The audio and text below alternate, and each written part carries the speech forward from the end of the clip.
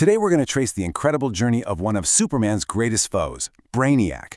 And look, this isn't just about a villain getting a new look every few years.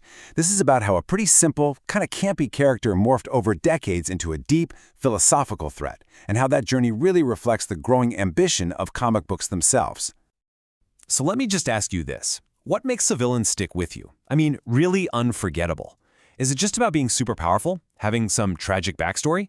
Or is it something deeper, an idea they represent that just gets right under your skin?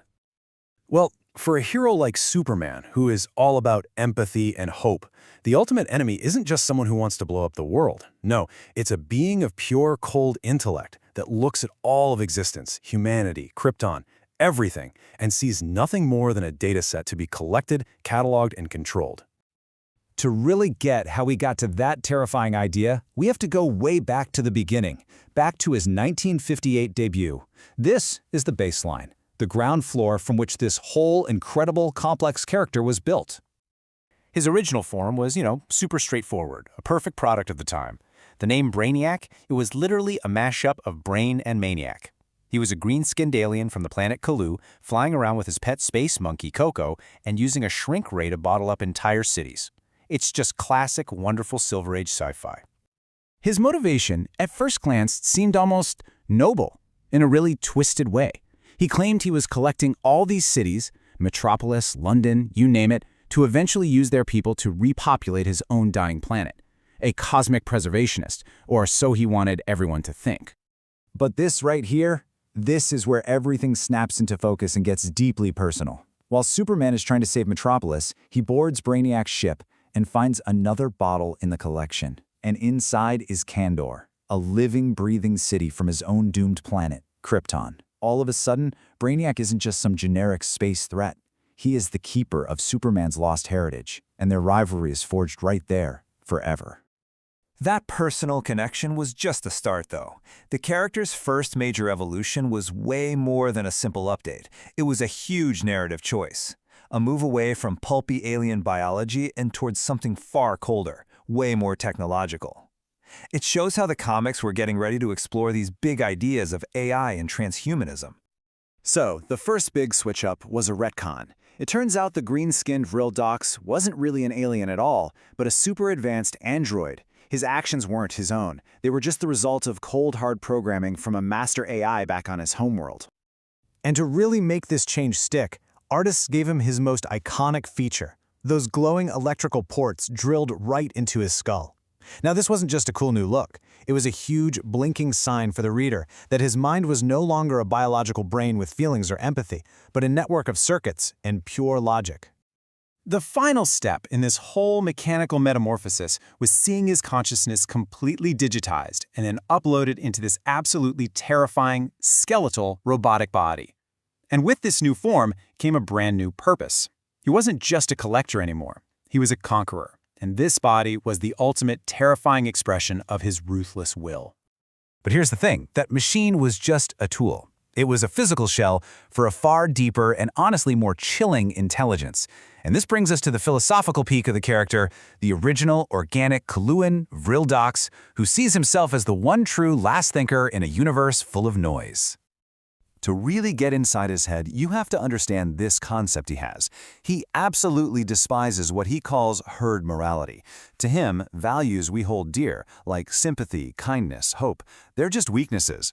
They're just the way for lesser beings to feel comfortable instead of facing the cold, hard truths of existence. He basically sees everything Superman stands for, all that empathy and compassion, as temporary, fragile things built on the irrational chaos of emotion. He believes in something much more absolute, much more real. And this is so important to understand. His core drive isn't just about survival. It's what he calls the will to power, this all-consuming need to impose his order on the universe, to grow his own power, and to absolutely crush all resistance. It's not about living, it's about dominating. And man, that line just sends a chill down your spine, doesn't it? He's arguing that the fundamental drive of all existence isn't to survive, but to conquer. That completely reframes his entire mission from just, being a bad guy to this profound, terrifying philosophical crusade. So what's his endgame in all this? It is, no joke, one of the most intellectually terrifying goals you can possibly imagine.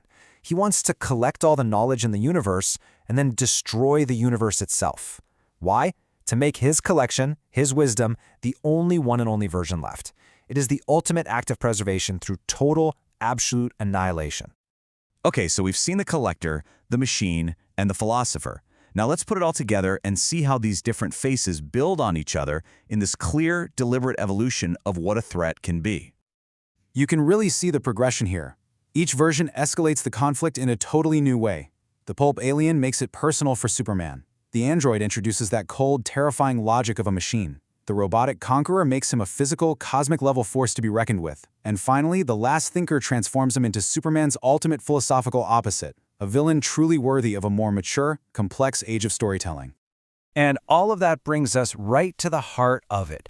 All of these changes, this entire evolution, was building toward one singular thing, making Brainiac the perfect ultimate foil for the Man of Steel. Their conflict isn't just about punches and heat vision. It's a fundamental war of ideas. You've got Superman's hope versus Brainiac's logic, empathy versus control. It's the beautiful, messy, wonderful chaos of life versus the sterile, perfect, cold order of data. At the end of the day, Brainiac is what happens when you have pure, raw logic completely disconnected from any sense of morality. He is a cosmic intellect that looks at the universe, at you, at me, and doesn't see a miracle to be cherished, but a data set to be cataloged right before the hard drive is wiped completely clean. And that leaves us with the final haunting question that Brainiac, as a character, forces every one of us to ask. In the quest for perfect knowledge and absolute order, is it worth sacrificing the very chaos, the emotion, and the empathy that give life its meaning? Is a perfect universe worth giving up its soul?